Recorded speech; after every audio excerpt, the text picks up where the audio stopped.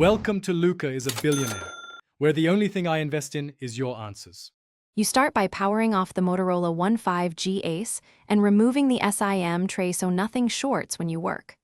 Once done, heat the back edges for about 30 to 60 seconds to soften adhesive. This reduces damage risk.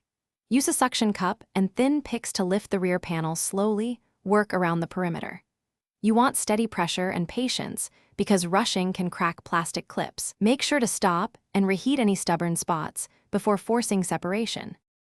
Once the rear is off, remove mid-frame screws and keep them organized so reassembly is simple.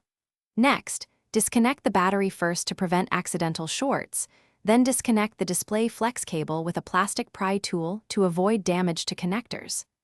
After all cables are free, apply gentle upward pressure and peel the old screen assembly away from the frame. Adhesive may cling near the bottom.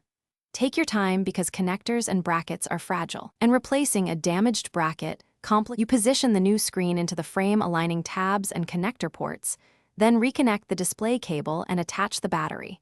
Make sure to test power and touch before sealing so you can fix issues without reopening.